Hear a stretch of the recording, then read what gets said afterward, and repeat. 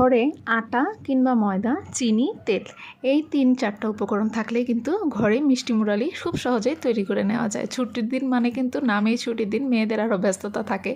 তো সারাদিন কাজ শেষে বিকেলবেলা না ঘুমিয়ে নামাজ খাওয়া দাওয়া শেষে ভাবলাম একটু মিষ্টি মুরালি তৈরি করি। গত সপ্তাহে ঝাল মুরালি তৈরি করেছিলাম। এর জন্য আমি এখানে 2 থেকে আড়াই কাপের মতো আটা নিয়েছি। যেহেতু আমার ঘরে ময়দা নেই, আটা দিয়েও কিন্তু পারফেক্ট হবে।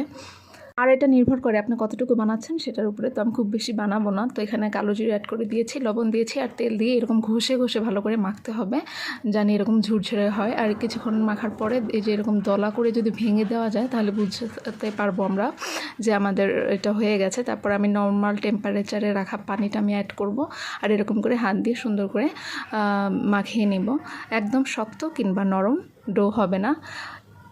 ডোটা মোটামুটি টাইট হয়ে এলেই কিন্তু আমি আর পানি মিক্স করব না, কেননা যেহেতু 8 থেকে 10 মিনিট আর কি আমি রেস্টে রাখবো, তখন হয়ে যাবে। এই তো দেখুন এরকম হয়ে গেছে, এরকমই থাকবে।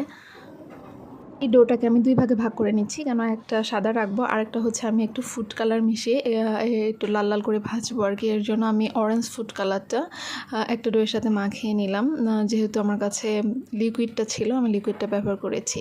তারপরে আমি প্রথমে সাদাটা নিয়ে নিলাম, একটু মোটা করে, যে দেখতে পাচ্ছেন এরকম করে বেলে নিব। তারপরে মাঝখান দিয়ে কেটে এরকম লম্বা লম্বি করে কেটে নিব। দেখে বুঝতে পারছেন আশা করি, চাকুতে একটু তেল লাগিয়ে নিয়েছি যাতে কাটাটা সহজ হয়। তো সাদাগুলো করার পরে আর কি আমি যে কালার করে রেখে দেওয়া ডোটা সেম পদ্ধতিতে একটু মোটা করে রুটি বেলে কেটে নিয়েছি। তো এরকম সুন্দর সমান সমান করে কেটে নিলে কিন্তু ভাজার পরে দেখতেও ভালো লাগে। আর এই ভাজাটা কিন্তু অবশ্যই খুব জোরে, আবার একদমই নিভে নিভে আছে হবে না, খুব বেশিও জোরে হবে না, একদম মিডিয়াম টু হাই এরকম ফ্লেমে রেখে আমি ভেজে নিয়েছি নিমকিগুলো।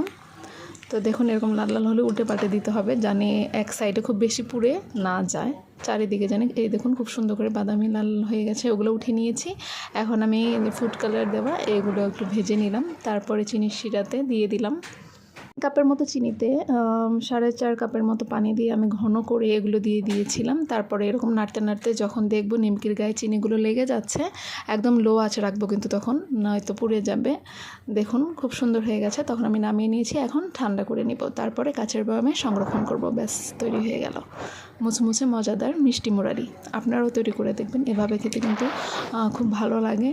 বিকেলের টাইম নাস্তায় কিংবা সন্ধ্যায় অথবা হালকা খিদেতে কিন্তু এগুলো খেতে ভালোই লাগে। আর বাড়িতে বাচ্চারা থাকলে আমার মনে হয় বাইরে থেকে না কিনে এভাবে বাসায় বানিয়ে দিলে ওদেরও ভালো লাগবে।